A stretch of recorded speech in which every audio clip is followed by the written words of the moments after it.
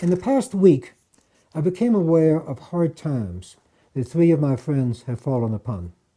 They're very different people with very different kinds of problems, but what they have in common is this. Something small went wrong, the kind of mistake we all make, falling in love with the wrong person, making a bad business decision, having an accident. Then that problem led to another and another until their whole lives threatened to unravel. And this, I felt their pain. I offered compassion. I did nothing to help. Many of us, a lot more than we would like to admit, live on the lip of a precipice, and it takes ridiculously little to push us over the rim into the canyon bottom. This is not a country with much in the way of security to undergird our lives. Most of us live with inadequate health insurance, if we have any at all, send our children to inadequate schools, and spend our lives negotiating accident-prone highways. Most of our relationships, our marriages and loves, our families and friendships are tenuous, forever at the mercy of the shifting sands of emotions that we understand little and control less. And when one strand of our lives frays, then all the other strands become vulnerable. For those who are sensitive and think of themselves as good people, the answer all too often is compassion. Compassion is pity, sympathy. It was what I offered my friends.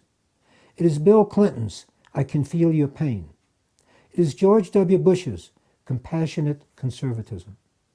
And it is hopelessly inadequate. At the national as at the personal level, we need more than compassion. Compassion will not get the aching veteran the medical care he needs. It will not get the hungry child the food she craves. It will not find a homeless family a house. It will not solve the dilemma of the pregnant child.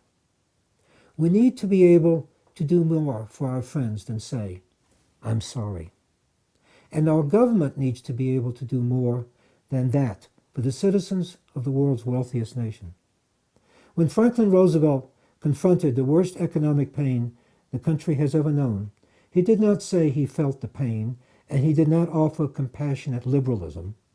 He said he saw 1/3 of a nation ill-clothed, ill-fed, and ill-housed, and he was going to do something about it. And he did. Compassion and feeling your pain are not action. They are substitutes for it. After failing in his first 2 years with real programs, Clinton turned in his final 6 years to "I can feel your pain." His mantra became "think small." When Bush came to power, the words of the mantra changed, but not the message. Now it was compassion, which, like feeling your pain, never put food on any poor man's table. I, for one, am sick of compassion. I am sick of my own inability to do anything real to help my friends, and of my government's inability to do anything real to help its citizens. Pity is a poor substitute for policy. Compassion is a watery gruel that is intended to fool people into thinking they are receiving real sustenance. Sometimes the only conceivable response to a season is a song. Colors transform the woods. Sumac climbing fences is so red I almost need to shade my eyes from its brilliance. Sunlight, dropping silently through spreading branches, dapples the reds and greens and yellows of oak leaves.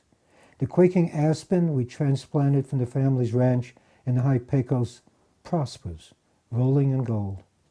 Just over the ridge from my house, the trees of Apple Valley sigh beneath the weight of red and yellow fruit, fragile branches bending to the breaking point.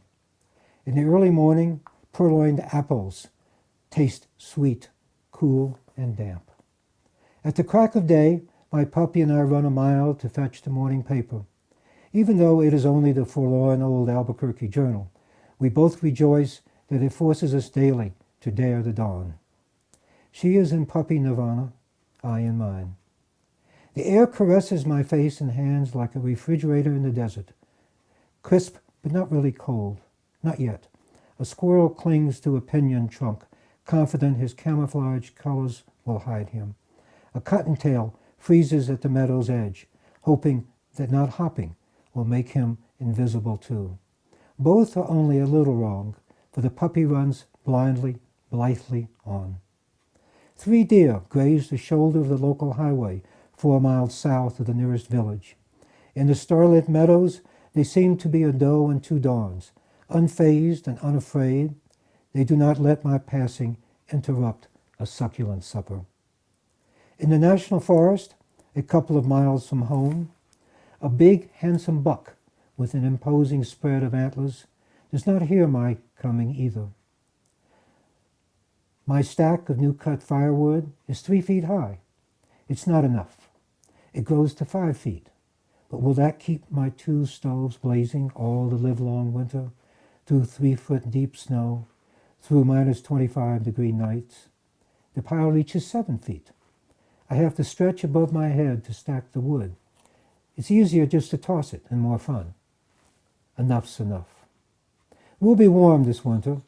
The warmth of the wood burning will only supplement the warmth of my memory of gathering, cutting, splitting, and stacking all these cords of fuel.